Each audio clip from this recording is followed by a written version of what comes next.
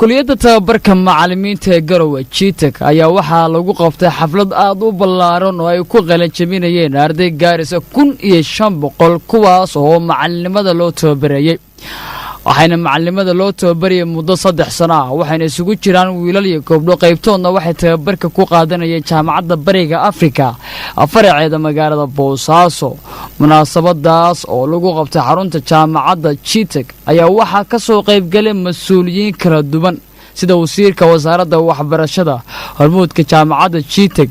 iyo waliba hormuudada jaamacadda BSU Bariga Afrika wakiilo caalamiye iyo waliba marti sharaf kala waad u tiro badan waxaa goobta laga soo jeediyay khudbado aad u ballaaran oo ka hadlay qiimaha ay waxbarashadu leedahay iyo waliba sida ay kuliyadda tababarka macallimiinta Chitek u jiro sida ay u soo saari lahayd jiil cusub oo macallimiin noqdo isla markaana buuxiyo boosas bannaan oo dhanka macallinimada gudoomiyaha jaamacadda Chitek Dr. Cabdisaaq Shool oo furtaankii ka hadlay munaasabadan ayaa warbixin ka bixiyay ardaydan qalin jabisay muddadii ay tababarka ku sii jireen waxaana sheegay in muddo 3 sano ay tababarkan macallimada ku jireen qaarkoodna ay yihiin macallimiin buuxa qaarna aysan wali u buuxin macallimada balse ay qaateen shahaadada macallimo waxaanu ku tilmaamay guul taariikhi oo soo hoyatay shacabka reer Puntland maadaama ay ka qalin jabiyeen kuliyadda tababarka Chitek 1500 oo arday oo ah jiil cusub gudoomiyaha jaamacadda Bariga Afrika faraceeda magaalada Garowe xarunta Puntland Sheekh Maxamuud Xaaji Yuusuf oo ka hadlay munaasabadan qiimaha leh ayaa faa'iidada ardaydan ku tilmaamay inay tahay inay wax baraan ardayda reer Puntland ee haatan u helaan inay waxbarasho galaan isla markaana aqoontooda kor u qaadaan ardada waxaan u dardaarmayaa wixii aad barateen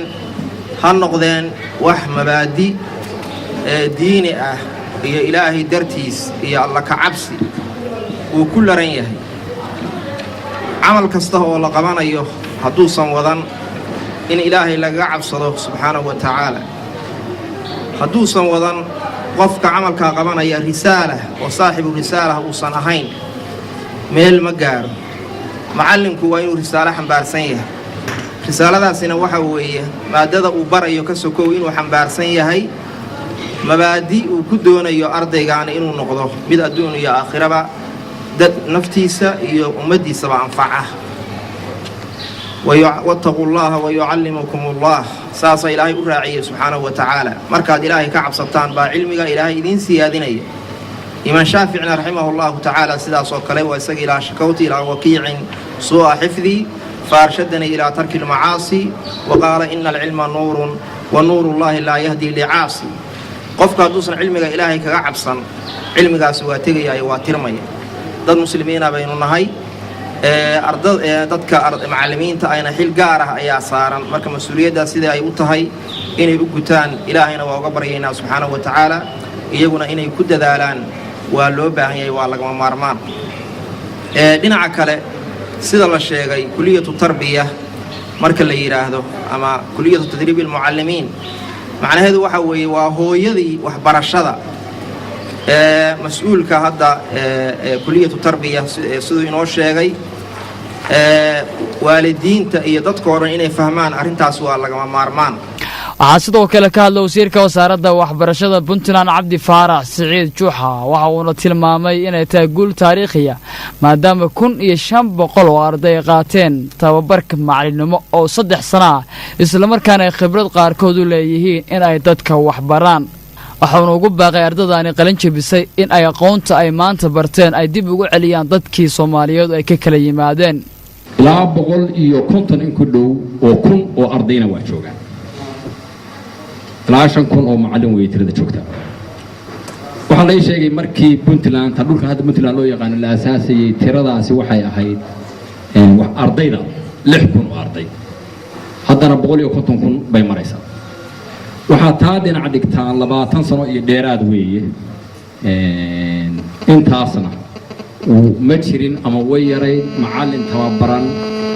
oo la soo saaraa waxa kala haray marka aad u kala haray kororkii waxbarashada ama xarumaha waxbarashada iyo dadka waxbaranaya iyo macallinkii dadka waxbari lahaa oo khibrad lahaa oo soo saar lahaa